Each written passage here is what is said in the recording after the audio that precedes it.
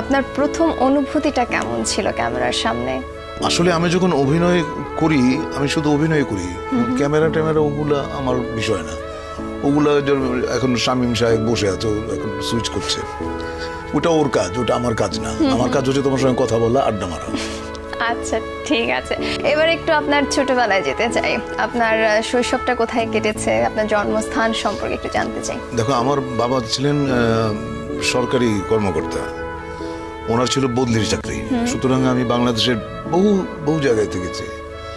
আমার বহু এলাকার সঙ্গে মানুষের সঙ্গে বন্ধুত্ব হয়েছে এবং ছোটবেলায় আমি খুব দুরন্ত ছিলাম, এখনো বোধহয় দুরন্ত ছিলেন ছোটবেলায়। তার কিছু প্রমাণ কি একটু আমাদেরকে দেবেন, কি ধরনের দুরন্ত ছিলেন আর কি?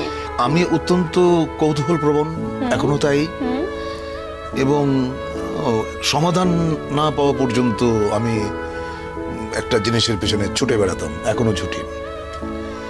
মানে দুরন্ত দস্যিপনা বলতে যা বোঝায় আর কি, দুষ্ট। হ্যাঁ, যেমন আমি একটা উদাহরণ দিই।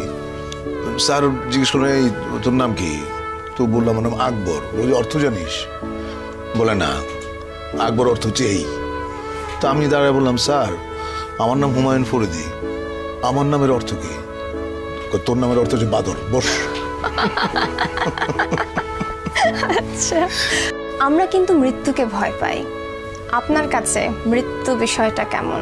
মৃত্যুর মতো এত স্নিগ্ধ, এত গভীর, সুন্দর আর কিছু নেই। কিন্তু আমি অবশ্যই জানতে চাইবো আপনার কাছে এর ব্যাখ্যাটা কি, আপনি কিভাবে বুঝলেন এটা এত স্নিগ্ধ?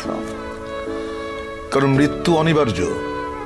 তুমি যখন জন্মেছো তখন তোমাকে মরতেই হবে, এইটা যে তোমার মাথায় থাকে, তুমি পাপ করতে পারবে না, 1 নম্বর।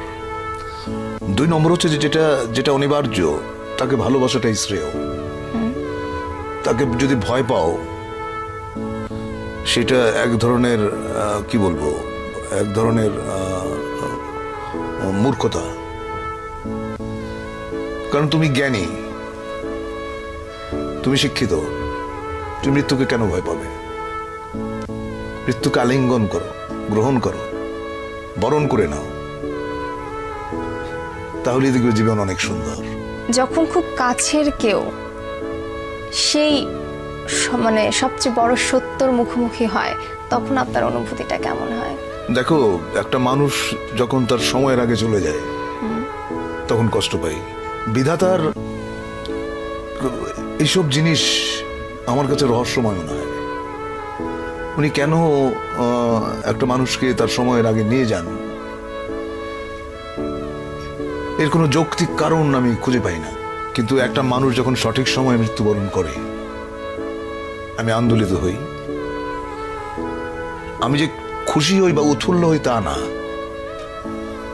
আমি সেটাকে শ্রদ্ধার সঙ্গে দেখি এবং সেটাই সম্ভবত বাঞ্ছনীয়।